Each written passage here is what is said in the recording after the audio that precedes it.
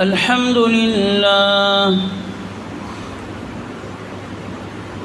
لله حمدا كثيرا طيبا كما أمر، ونشهد أن لا إله إلا الله وحده لا شريك له، ونشهد أن سيدنا ونبينا ومولانا محمدا عبده ورسوله، صلى الله تعالى عليه وعلى آله وأصحابه وبارك وسلم تسليما كثيرا كثيرا. أما بعد، فقد قال الله تعالى: فأعوذ بالله من الشيطان الرجيم، بسم الله الرحمن الرحيم.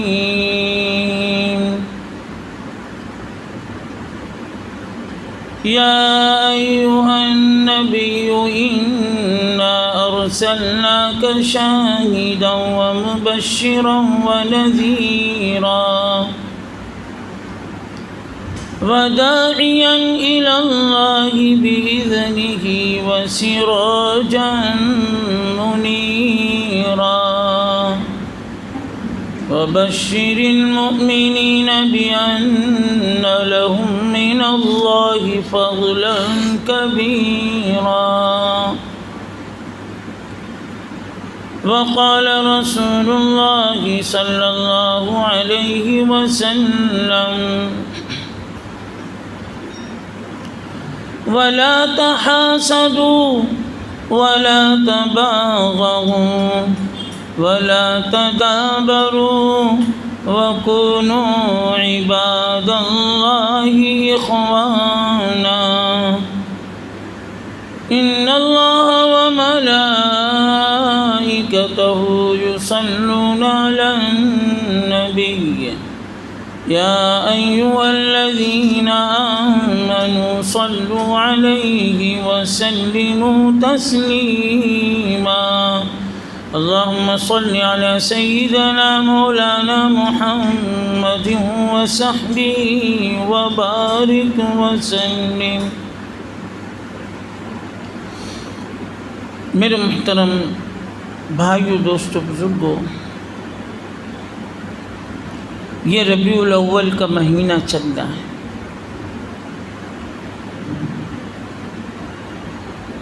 اسی مہینے میں آپ صلی اللہ علیہ وسلم کی ولادت باسعادت بھی ہوئی، اور آپ اسی مہینے میں دنیا سے پردہ بھی فرمائے. تاریخ میں تو اختلاف ہے، اکثروں نے جو یہ تحقیق کیا ہے 12 ربیع الاول یہ آپ کی دنیا میں آنے کا بھی دن ہے، اور 12 ربیع الاول یہ آپ کے دنیا سے رخصت ہونے کا بھی دن ہے. اللہ کو یہ مصلحت ہے کہ بندے کہیں گمراہیت کی طرف نہ چلے جائیں، کہیں ضلالت کی طرف نہ چلے جائیں، کہ بعض لوگ ربیع الاول کا مہینہ آتے ہی خوشیاں منانے لگتے ہیں، اور بعض لوگ غم منانے لگتے ہیں.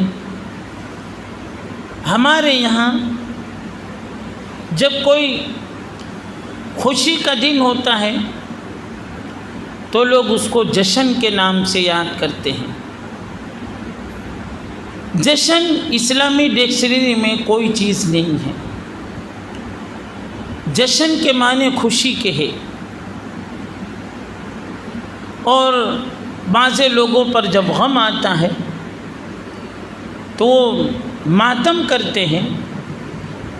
ہمارے دین میں، شریعت میں ماتم بھی نہیں ہے. ہاں، شریعت کی اصطلاح میں الفاظ بدل دیے گئے۔ جشن، خوشی، تو خوشی کی جگہ پر یہ بتایا گیا کہ شکر، اور ماتم کی جگہ پر جو غم اور حزن ملال، اس کی جگہ پر صبر دے دیا گیا۔ اس لیے اللہ کو یہ مصلحت تھی کہ کہیں میرے بندے اس مہینے میں خوشیوں میں آ کر اتنے مگن ہو جائیں کہ شریعت کے راستے سے، دین کے راستے سے ہٹ جائیں، اور نہ اتنا غم کریں کہ ماتم جیسا ہو جائے۔ اعتدال کا راستہ، بیچ کا راستہ شریعت نے ہمیں بتلایا ہے۔ 12 ربیع الاول، یا یہ جو ربیع الاول کا مہینہ ہے، اس میں خوشی ایک حد تک منانی چاہیے۔ خوشی کے اندر آگے بڑھ جانا، شریعت سے تجاوز کر جانا، یہ شریعت نے پسند نہیں کیا ہے۔ بعض لوگ خوشی میں اتنا آتے ہیں کہ ایسے موقع پر ناچنے لگتے ہیں، کودنے لگتے ہیں، اور ڈھول باجا سب اس میں شریک ہو جاتے ہیں، اور اس میں حد سے زیادہ فضول خرچیاں کرنے لگے، تو ہم میں اور غیروں میں فرق کیا؟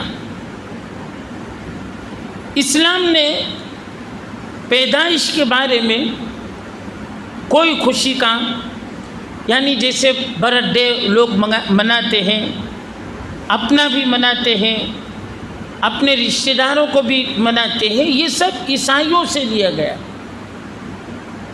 عیسائی لوگ اپنے پیغمبر کا کرسمس وہ مناتے ہیں 25 دسمبر کو، اس کا دیکھا دیکھی مسلمانوں نے بھی اپنانا شروع کیا۔ انہوں نے اس میں حد سے تجاوز کیا۔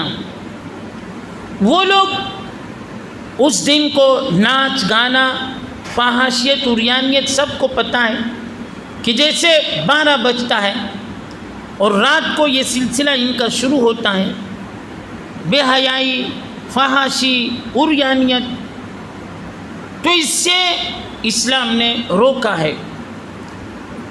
ہاں، خوشی ولادت کا کہ آپ دنیا میں تشریف لائے، خوش ہونا چاہیے۔ بلکہ ابو لہب نے بھی خوشی کا اظہار کیا تھا۔ ابو لہب کی ایک بادی تھی، جب اس نے بشارت سنائی کہ آپ کا ایک چچا پیدا ہوا، تو ابو لہب نے اس کی ایک بادی تھی صوبیہ، اس کو آزاد کر دیا خوشی میں اور کھانا کھلایا۔ تو یوں آتا ہے روایت کے مطابق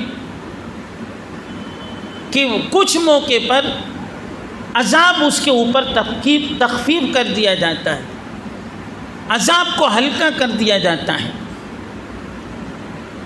تو اس سے یہ پتہ چلا کہ خوشی ایک حد تک اندر کے جذبات خوشی کے وہ ہونی چاہیے۔ آپ صلی اللہ علیہ وسلم کا بچپنا عجیب و غریب گزرا ہے۔ آپ کے بچپنے کی بہت ساری باتیں ہیں۔ ایک مرتبہ آپ بچپن میں جب بیت اللہ کی تعمیر ہو رہی تھی، آپ پتھر وغیرہ لے کر جا رہے تھے، تو آپ اکثر اپنے دامن میں لے جایا کرتے تھے، تو کچھ سطر کھلنے کا ڈر تھا۔ فوراً جبریل علیہ السلام تشریف لائے اور اللہ تعالیٰ نے آپ کی حفاظت فرمائی سطر کھلنے سے۔ ناچ گانے کا ماحول چل رہا تھا۔ آپ کے دوست جو لڑکے وغیرہ تھے ان لوگوں نے ناچ گانے کی محفل میں آپ کو لے جانا چاہا، آپ منع کر رہے تھے، تو وہ لوگ زبردستی اٹھانا چاہتے تھے، تو اٹھانے کی بے انتہا کوشش کی لیکن اٹھا نہیں سکے، اور اللہ تعالیٰ نے آپ کے اوپر نیند کو طاری کر دیا۔ آپ جب 9 سال کی عمر میں پہنچے، مکہ میں قحط پڑ گیا، بارش بند ہو گئی، تو مکہ والے چونکہ وہ اللہ کو مانتے تھے، اگرچہ مشرک تھے لیکن اللہ کو مانا کرتے تھے، تو ان لوگوں نے تمام خاندان اور تمام قبیلے تقریباً 70 لوگ جمع ہوئے، اور جمع ہونے کے بعد ان کے ہاں جب کوئی کام اللہ سے یعنی دعا وغیرہ کرانی ہوتی تھی تو وہ لوگ ایک کڑھا، جس کو کڑاہی بولتے ہیں، جس میں بھجیا وغیرہ تلا جاتا ہے، اس طریقے سے ایک بڑا کڑھائی منگوایا، اور اس میں خون یعنی بکرا وغیرہ ذبح کر کے خون سے پورا بھرا، اور سب نے کہا اپنی اپنی انگلی ڈالو۔ یہ ان کا ایک قسم کا ٹوٹکا تھا کہ اپنے اپنی انگلی ڈالو، اور پھر ہم سب مل کر بیت اللہ کا پردہ پکڑ کر ہم دعا مانگیں گے۔ چنانچہ سب لوگ بیت اللہ کے ارد گرد جمع ہو گئے، اور پھر دعا مانگنے کے لیے سب ایک دوسرے آگے بڑھتے رہے۔ اس میں آپ کے رشتہ دار، عزیز و اقربا، یہ سب بھی تھے، لیکن بارش کے آثار کچھ ظاہر نہ ہو پائے۔ بہت دعا مانگ رہے تھے لیکن کچھ آثار ظاہر نہ ہوئے۔ اتنے میں رسول اللہ صلی اللہ علیہ وسلم، جب آپ کی عمر مبارک بس 9 سال کی تھی، آپ نے کہا کہ مجھے آگے بڑھنے دو، میں اللہ سے دعا مانگوں گا، اللہ میری دعا کو قبول کریں گے۔ تو ان کے رشتہ دار سب اس طریقے سے غصے میں آ گئے، خاص طور سے چچا ابو طالب، وہ بھی غصے کہ ہم لوگ بوڑھے ہو گئے، ہم لوگ ضعیف ہو گئے، ہماری دعا قبول نہیں ہو رہی ہے، تمہاری کیا دعا قبول ہوگی؟ تو پھر لوگوں نے آپس میں کہا بھائی تکلیف آ گئی، مصیبت آ گئی ہے، اتنے دیر سے دعا مانگ رہے ہو لیکن دعا قبول نہیں ہو رہی، اس بچے کو آگے بڑھنے دو نا، اس میں حرج کیا، آگے بڑھنے دو۔ چنانچہ آپ صلی اللہ علیہ وسلم کو آگے بڑھنے دیا، ابھی آپ کا بچپنا تھا، اور آپ آگے بڑھے، اور آگے بڑھ کر آپ نے بھی بیت اللہ کا پردہ پکڑا اور دعا مانگنا شروع کیا۔ جیسے آپ دعا میں لگے، اس سے پہلے بارش کے کچھ آثار اور نمود کچھ بھی نہیں تھے، لیکن ابھی آپ نے پورا ہاتھ اپنا منہ پر بھی نہیں پھیرا تھا، اس سے پہلے بارش چھما چھم برسنے لگی۔ اس واقعے کو شیخ سعدی علیہ الرحمہ نے، جو ان کی کتاب ہے، عجیب انداز سے اس پورے واقعوں کو شعر کے اندر جمع کیا ہے۔ تو وہ شیخ سعدی علیہ الرحمہ وہ کہتے ہیں، خسف القمر بجلالہ، خسف القمر بجلالہ، خسف الحجر بجلالہ، نطق الحجر بجلالہ، نطق الحجر بجلاله وأبيض بوجهه تسقى الغمام وأنت حينه.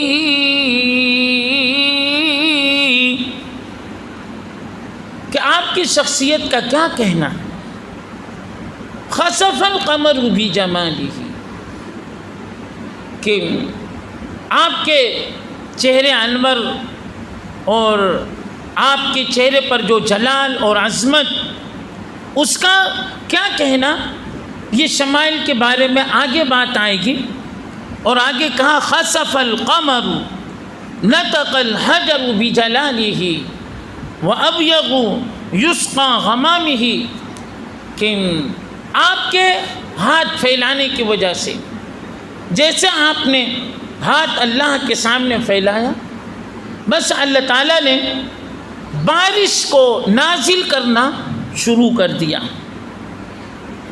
جس سے مکہ کے بڑے بڑے رؤساء اور مکہ کے بڑے بڑے سردار، قبیلوں کے سرپنچ اور قبیلوں کے بڑے بڑے لوگ سب جمع ہو کر جب عاجز آ گئے پیارے نبی صلی اللہ علیہ وسلم کے ایک ہاتھ اٹھانے کی وجہ سے، اللہ تعالیٰ نے وہ کام کر دیا اور وہ بارش اللہ تعالیٰ نے نازل فرما دیا.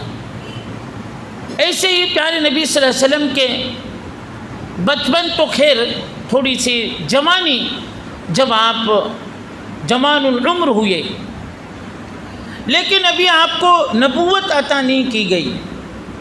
اس سے پہلے آپ اپنے چچا ابو طالب کے ساتھ آپ نے سفر کیا، تجارتی سفر تھا آپ کا یہ. تو آپ سفر کر رہے تھے، ایک بحیرہ نام کا راہب رہا کرتا تھا.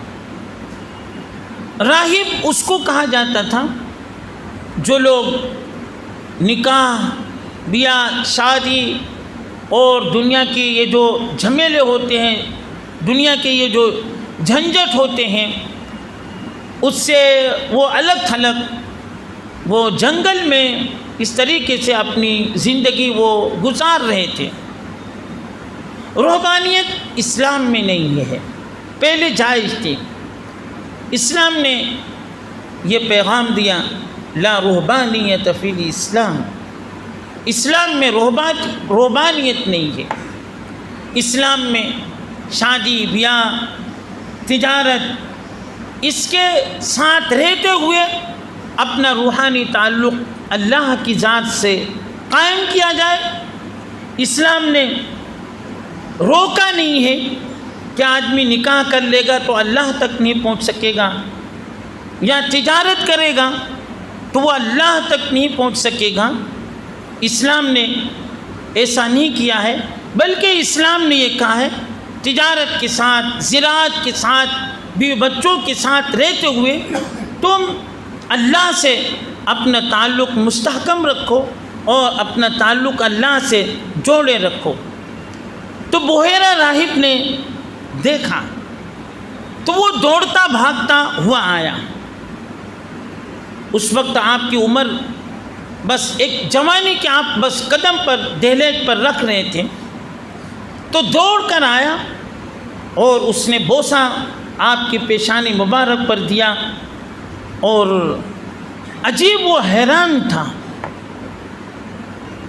ابو طالب نے پوچھا بھائی یہ سب کیا حیرانی ہے، یہ کیا سب کر رہے ہو؟ لوگ بھی دیکھنے لگے. تو بحیرہ راہب نے کہا کہ ہم نے اپنی کتابوں میں اور پہلے سے ہم سنتے چلے آئے اپنے بڑوں سے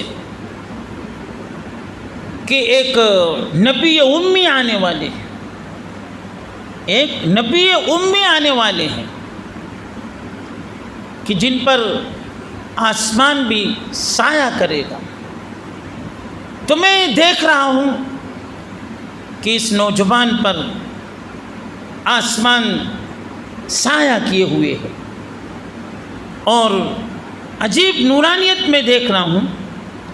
بلکہ وہ کہنے لگا کہ بعد میں ان کو نبوت عطا کی جائے گی، یہ نبی بنائے جائیں گے۔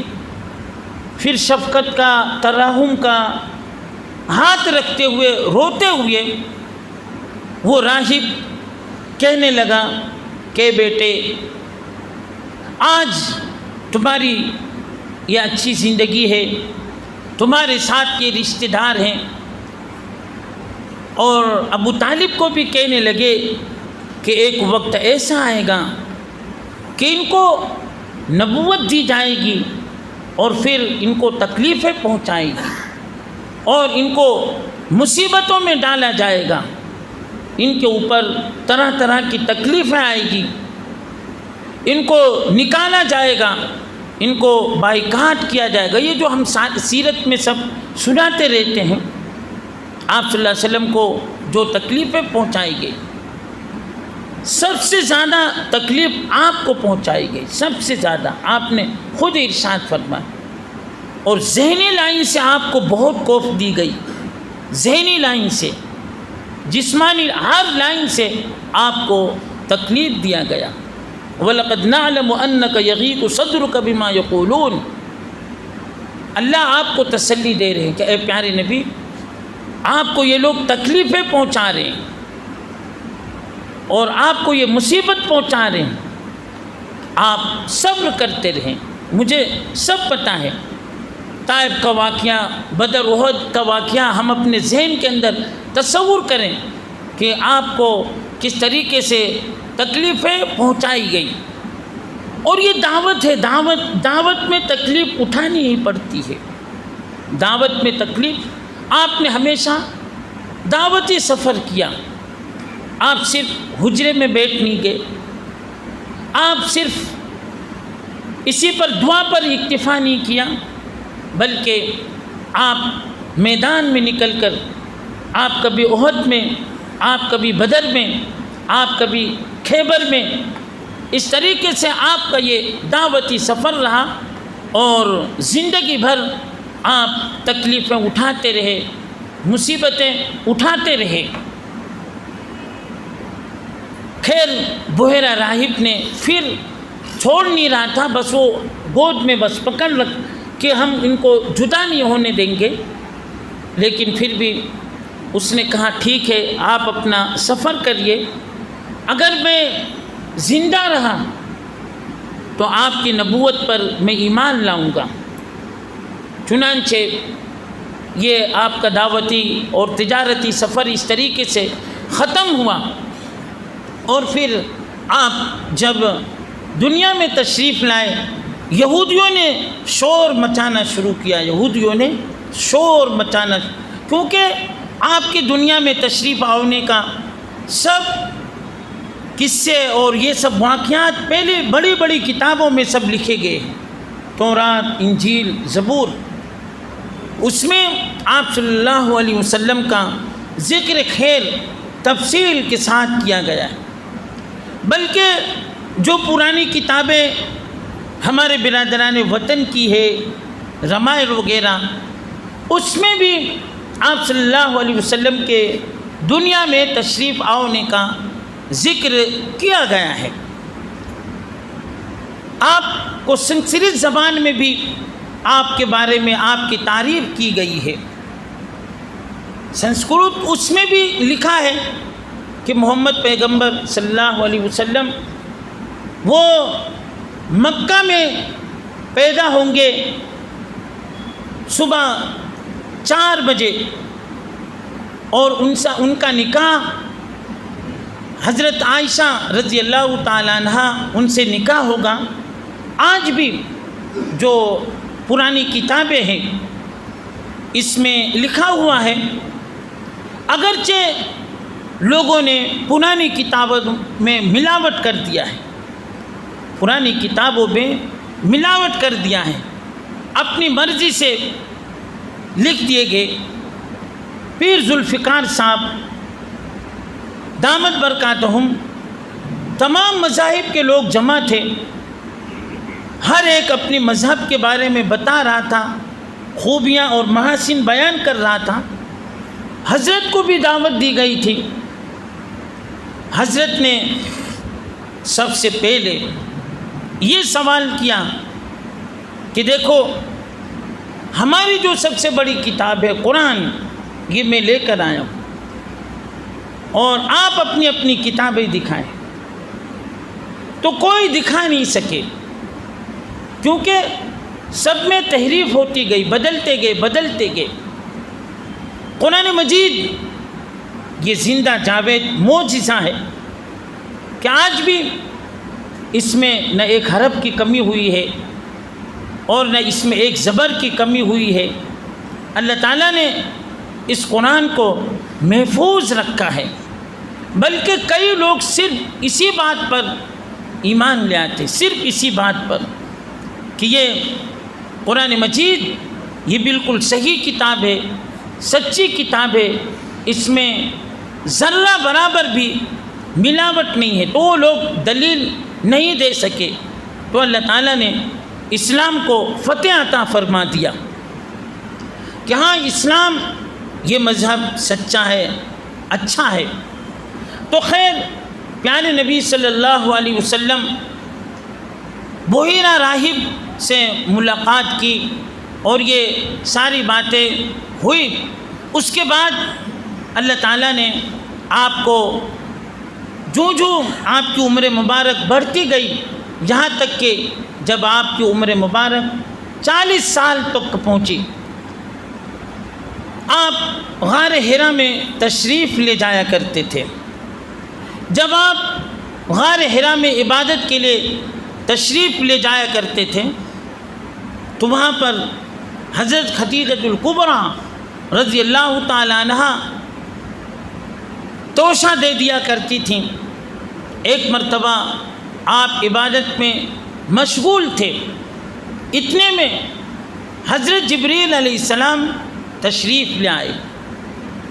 حضرت جبریل علیہ السلام جیسے تشریف لائے، انہوں نے آپ کے سینے کو بھیجنا شروع کیا، اپنے سینے سے سینے ملانا شروع کیا اور کچھ پڑھنا شروع کیا. جب وہ کچھ پڑھ رہے تھے تو آپ صلی اللہ علیہ وسلم نے بھی جلدی سے پڑھنا شروع کیا. سب سے پہلے جبریل امین نے یہ آیت سنائی، اقرأ بسم ربک الذی خلق خلق الانسان من علق. یہ سب سے پہلے یہ آیت نازل ہوئی، وہی کی سب سے پہلے. کیا ہے پیارے نبی صلی اللہ علیہ وسلم، آپ پڑھیے نا، جس خالق نے، جس مالک نے اس دنیا کو پیدا کیا، اس خالق اور اس مالک کا نام لے لیجئے. موجودہ زمانے کے جو حکمران، جب کیونکہ قرآن سے غافل نہیں ہے، ہمارے قرآن کو ساری دنیا کے لوگ پڑھتے ہیں، تو ان لوگوں کا کہنا یہ ہے کہ تمہارے اسلام مذہب میں ایجوکیشن کی، تعلیم کی سب سے پہلے حکم دیا گیا، اس لیے تمہارے اندر ایجوکیشن اور تمہارے اندر تعلیمی بیداری یہ تمہارے اندر زیادہ ہونا چاہیے. اور واقعتاً ہمیں آگے بڑھنا چاہیے، ہر لائن میں ہمیں آگے بڑھنا چاہیے. ایسا نہیں کہ بس چند درجے پڑھ لیے، نہیں، جہاں تک ہو سکے ہمیں بھی ایجوکیشن میں آگے بڑھنا چاہیے. اسلام نے کوئی منع نہیں کیا ڈاکٹر بنے، انجینئر بنے، بلکہ اس سے اسلام اور پھیلتا ہے. ایک جج جب اپنی عدالت کی کرسی پر جب وہ انصاف کے ساتھ فیصلہ کرتا ہے تو اسلام زندہ ہوتا ہے. کہاں دیکھو مسلمانوں کا یہ تعلیم ہے. تو اللہ فرماتے ہیں اقرأ بسم ربک الذی خلق خلق الانسان من علق. پھر اس کے بعد فوراً آپ صلی اللہ علیہ وسلم جب جلدی پڑھتے ہیں تو اللہ کی طرف سے آپ کو یہ اعلان کیا جاتا ہے لا تحرک به لسانک لتعجل به ان علینا جمعه وقرآنه فإذا قرأناه فاتبع قرآنه ثم ان علینا بیانه کہ اے پیارے نبی صلی اللہ علیہ وسلم آپ جلدی کیوں کر رہے ہیں؟ آپ اپنی لسان مبارک کو، آپ اپنی زبان مبارک کو کیوں جلدی حرکت دے رہے ہیں؟ لا تحرک به لسانک لتعجل به، یہ قرآن ہم آپ کے اوپر نازل کر رہے ہیں، اس قرآن کو آپ کے اندر اتارنا وہ بھی ہماری ذمہ داری، اور آپ کی زبان پر جاری کرنا وہ بھی ہماری ذمہ داری۔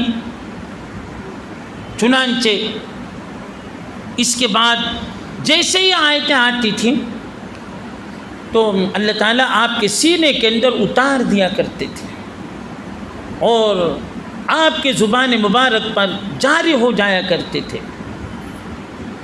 کاتب الوحی تھے، وحی کے لکھنے والے۔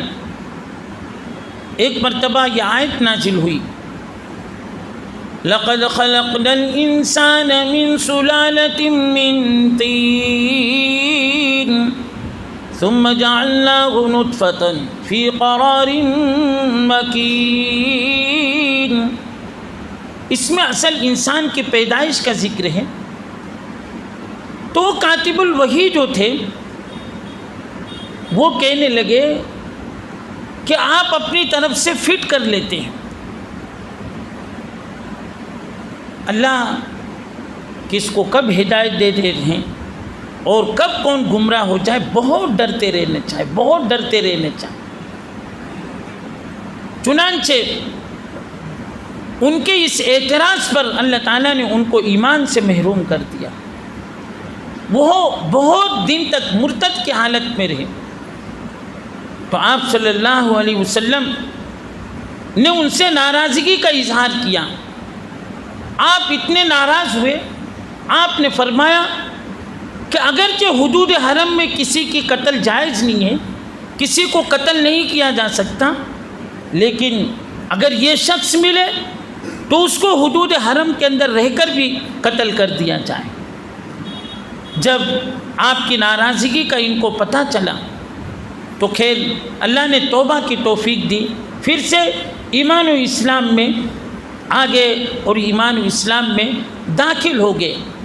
تو یہاں پر آپ کو نبوت دی گئی اور روایت کے مطابق آپ کا سینے چاک کیا گیا اور آپ کے سینے کو دھویا گیا، جیسے اس زمانے میں آپریشن ہوتا ہے اس طریقے سے آپ کے دل کو نکالا گیا، زمزم کے پانی سے آپ کے دل کو دھویا گیا،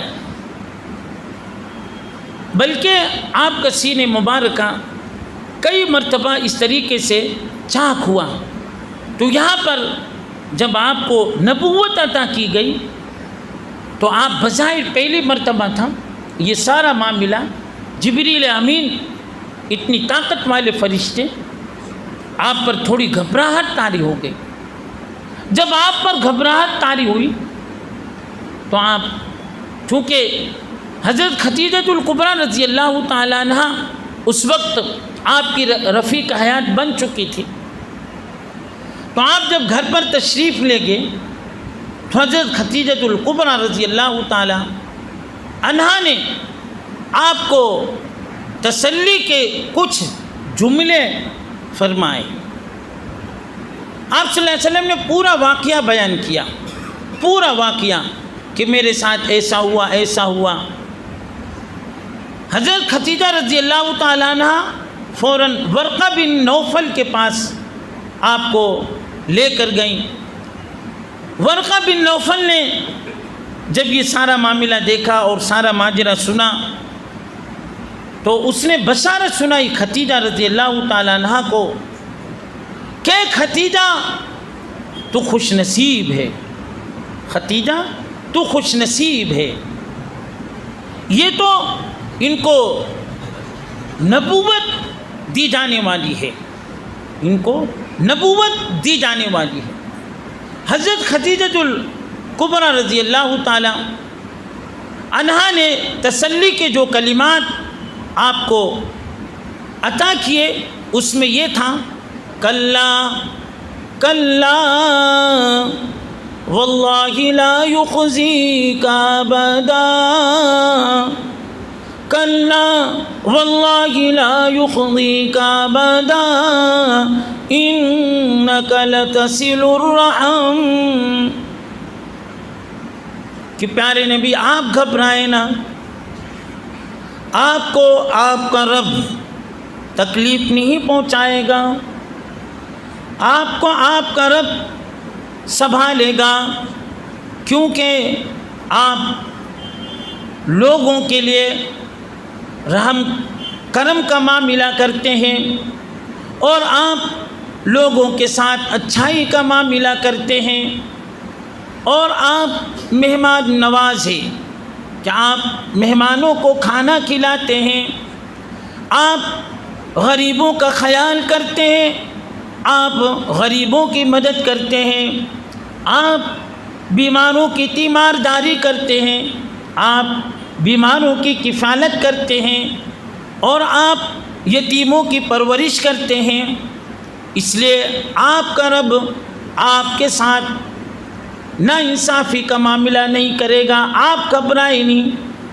پیارے نبی صلی اللہ علیہ وسلم نے ارشاد فرمایا کہ خدیجہ کے اس جملے نے میری تمام تکالیف کو دور کر دیا اور میرے تمام غموم کو ختم کر دیا، اور میں نے کہا زملونی زملونی زملونی، خدیجہ مجھے کمبل اڑا دو، مجھے کمبل اڑا دو۔ پھر آپ نے استراحت کیا اور آپ نے آرام کیا۔ بات یہیں تک، آگے انشاءاللہ یہ سلسلہ اور چلے گا۔ یہ سیرت رسول یہ کوئی ایسا نہیں کہ بس اس کے لیے تو سنانے والوں کے لیے بھی ہمت ہونا چاہیے، سیرت رسول کہ اس کا قلب و جگر بھی ہمت والا ہونا چاہیے، اور سننے والے سیرت رسول سننے والے ان کے بھی قلب و جگر میں طاقت ہونا چاہیے، جبریل امین جیسی زبان ہونی چاہیے، طاقت اور قوت اور ہمت، اور سننے والے وہ بھی طاقت اور قوت اور ہمت کے استقلال کے پہاڑ ہوں، تو پھر سیرت رسول بیان ہونا چاہیے۔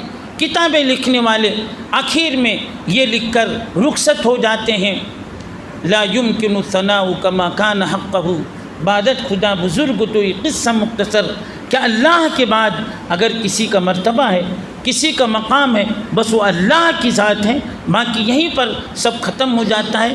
اللہ تعالیٰ سیرت رسول سے ہم کو محبت نصیب فرمائے۔